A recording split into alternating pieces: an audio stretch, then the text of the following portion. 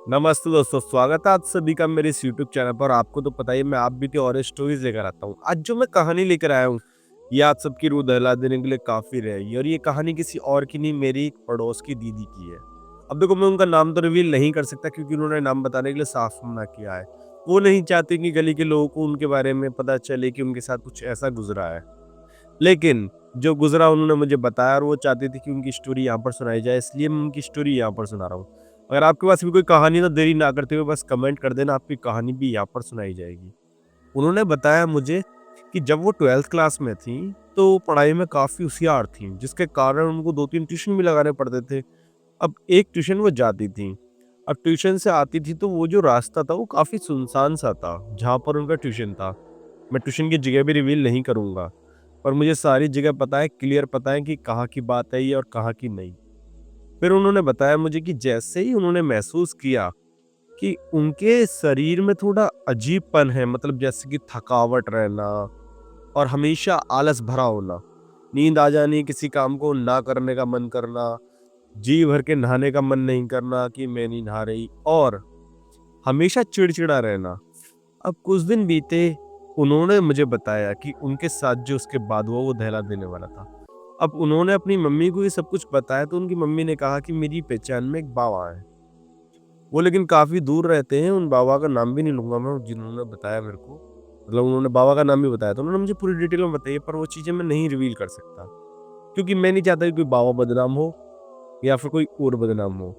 अब उसके बाद जो उनके साथ वो दहला देने वाला था। अब उन लोगों ने सोचा, दोनों ने, कि वो लोग जाकर उन बाबा को दिखा देते हैं। वो जो बाबा थे उनके घर से करीबन 40-50 किलोमीटर दूर रहते थे। नॉर्मल सी बात, अगर स्कूटी से भी जा रहे हो तो 1 डेढ़ घंटा तो लगना बनता ही बनता है। अब उन दीदी ने कुछ नहीं सोचते हुए सोचा कि क्यों ना मैं स्कूटी से निकल जाऊं। उन्होंने अपनी मम्मी को बिठाया और वो दोनों स्कूटी से निकल गए। अब जो शैतान था, जो उन पर हावी हो चुका था, जिसकी वजह से उनका किसी चीज को काम करने का मन नहीं करता था और हमेशा शरीर में एक आलस रहता था, उस शैतान ने उनकी स्कूटी को खराब कर दिया हुई बीच रास्ते में। उनकी स्कूटी खराब हुई तो उन्होंने आसपास देखना चाहा, कोई मैकेनिक मिल जाए, लेकिन उनको कोई मैकेनिक नहीं मिला। उसके बाद ये लोग दोनों टेंशन में आ गए, माँ बेटी, और सोचने में लग गए कि यार करा जाए तो करा क्या जाए। अब ये चीज़ तो देखो सबके मन में विचार डाल देती है कि करा क्या जाए, करा क्या ना जाए। अब उसके बाद जो इन लोगों ने करा, अब ये लोग पैदल ही आसपास ढूंढने लगे। इनको 2 घंटे गुजर गए पर आसपास कोई मैकेनिक नहीं मिला। अब माँ बेटी, बेटी हाथ में हैंडल पकड़ के, माँ पीछे से धक्का दिए जा रही है और स्कूटी को थोड़ी आगे ले जाने लगे। जब ये आधे घंटे तक ऐसे ही पैदल चलते रहे तो इनका शरीर थक गया और उसके बाद ये दोनों रुक गए। फिर इन लोगों ने सोचा कि देखो ऐसे तो काम नहीं बनेगा। इन्होंने अपने बड़े भाई को फोन किया। उनके बड़े भाई भी हैं, उनका नाम भी नहीं लूंगा मैं यहाँ पर। उन्होंने बड़े भाई को फोन किया और बड़ा भाई जो था वो टेम्पो लेकर वहां पहुंचा। अब टेम्पो में उन्होंने स्कूटी को डाला, वापस लेकर आए और फिर सर्विस सेंटर ले गए। लेकिन जो शैतान था उसने वहां जाना उनका रोक दिया। कैसे भी करके इनके बीच में एक वादा बन गया जिसने कि उनको उस बाबा के पास नहीं जाने दिया। फिर जो उनके साथ वो दहला देने वाला था।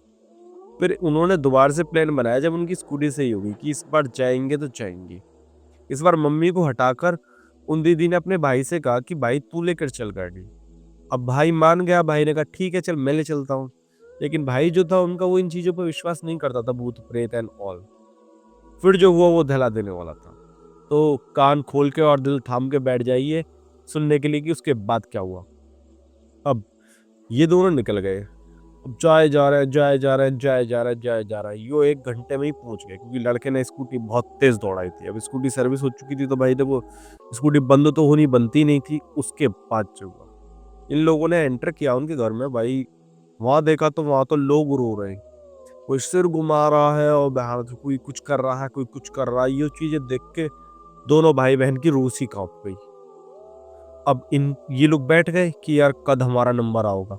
टाइम बीतता गया, बीतता गया, बीतता गया, बीतता गया। लेकिन 6:30 बजे इन लोगों का नंबर आ गया। जब 6:30 बजे इनका नंबर आया तो इन लोगों को बुलाया गया, पूछा गया कि क्या दिक्कत है।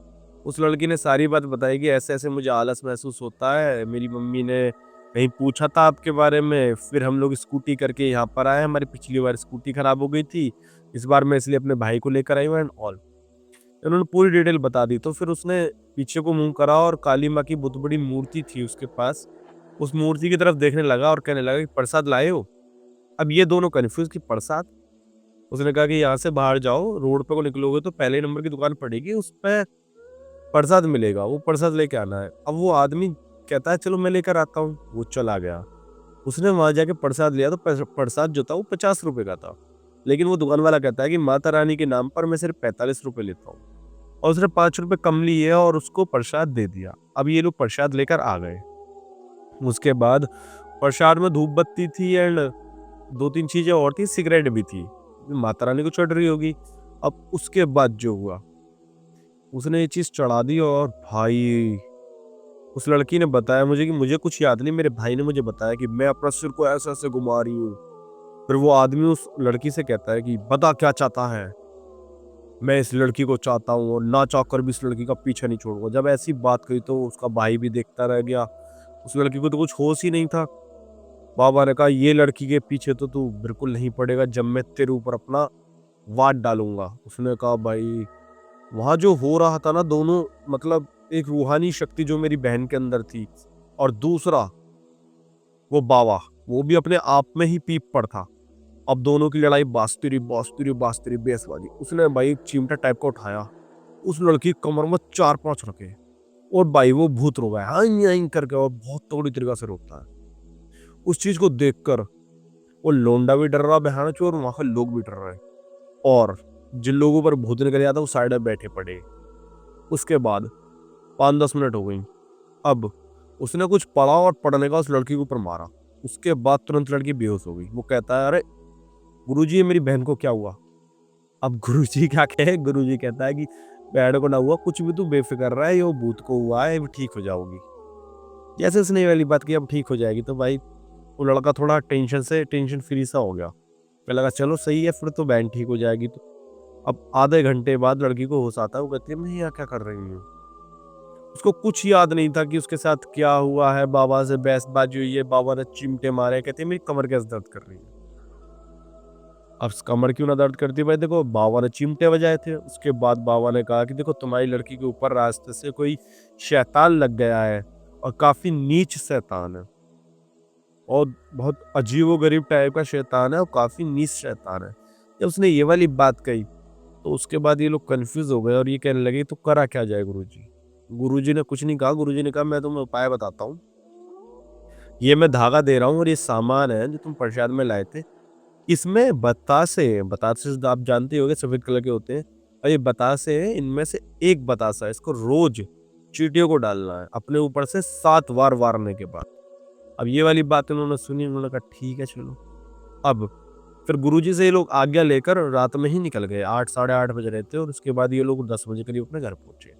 रात हो रही थी, धीमे धीमे स्कूटर लेकर आए। फिर सारी बात माँ को बताई। माँ भी अतरज में रहेगी कि ऐसा भी कुछ होता है। देखो दोस्तों, होता तो बहुत कुछ है, जब आप बीता हो तब पता चलती है कि क्या हुआ। तो उस लड़की ने 7 बार अपने ऊपर से ये चीज को वारा और रोज डालती रही। उसमें 21-22 बतासे थे, 21-22 दिन तक डालती रही और वो धागा उसने नहीं खोला। आज का दिन है और वो दिन है उस रूहानी शक्ति ने उस लड़की को कभी परेशान नहीं करा। वो दीदी मुझे बता रही थी कि मेरे को अब कभी कोई ऐसी दिक्कत नहीं होती। आई होप दीदी की ये कहानी आप लोगों को पसंद आई होगी और आप लोगों के मन को मोहित किया होगा और डराया भी होगा। अगर आपको कहानी पसंद आई है तो लाइक शेयर सब्सक्राइब कर दीजिए। और हाँ, मुझे आपके प्यार की बहुत ज़्यादा ज़रूरत है। तो आपके पास भी कोई कहानी है जल्दी से कमेंट कर दीजिए, आपकी कहानी भी यहाँ पर सुनाई जाएगी। और हाँ, मेरी मौसी वाली कहानी ना देखना भूलना। मेरी खुद की मौसी के ऊपर ही जिन्नात आ गए थे, वो जाकर देखिए, आपकी रूह दहला देने के लिए काफ़ी रहेगी। बाकी मिलते हैं नई कहानी के साथ। शेयर